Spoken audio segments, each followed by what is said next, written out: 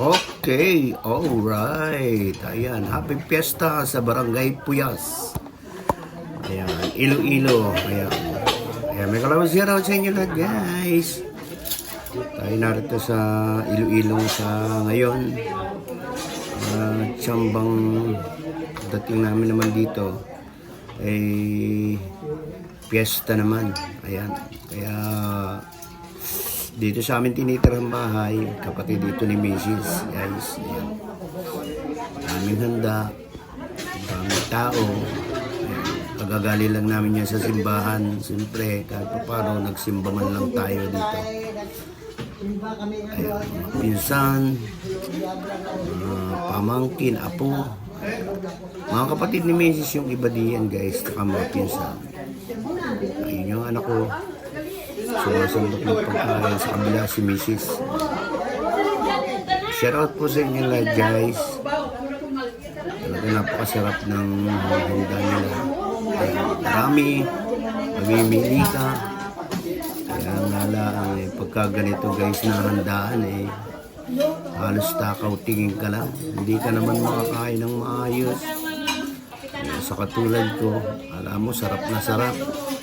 Pero konti rin lang ang nakain ko. Kinain ko lang dyan yan. Kung makikita nyo hipon. Yan, di ba? Yung mga hipon na yan. Yan ang kinain ko. Ayan. Shout out. Habang yung aking anak ay sumasandok mo sa dulo. At si Mrs. ay paikot-ikot.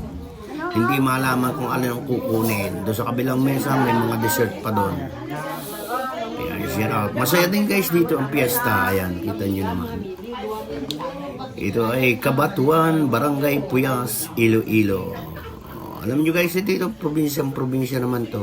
Hindi naman, kanya nga lang, siyempre, dito, wala naman halos kabataan dito guys. Wala yung mga dalagita dito, mga dalaga dito, mga binata.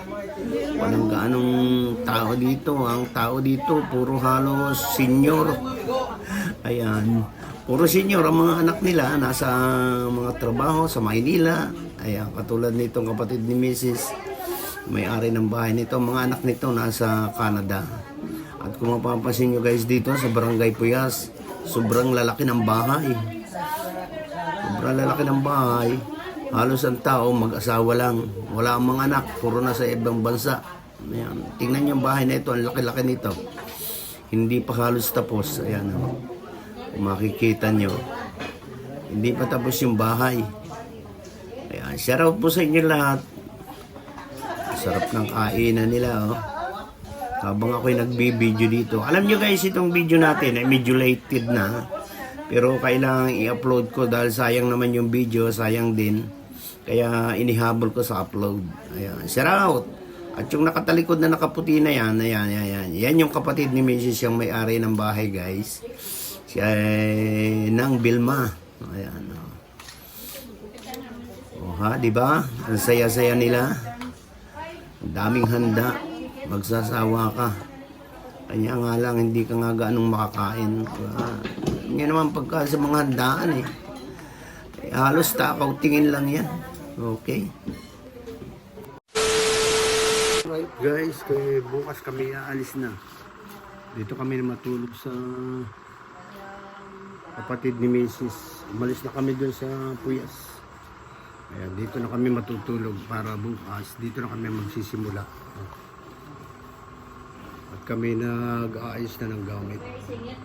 Alright, ayan. Nagpapaki na guys. Pinapaki na kami. Kinikilo, kinitimbang.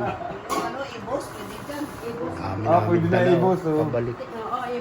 Balik na kami sa Maynila.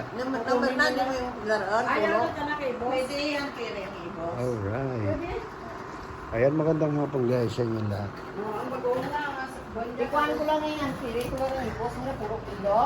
Ha? Ito sa amin 20 kilos. Bigat yata niyan, 20 kilos. 20 kilos niya sa amin. Makasalubong yan.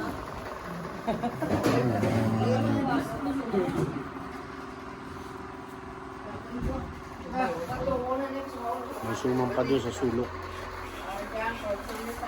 Ay, ito, Mga pasalubong yan guys.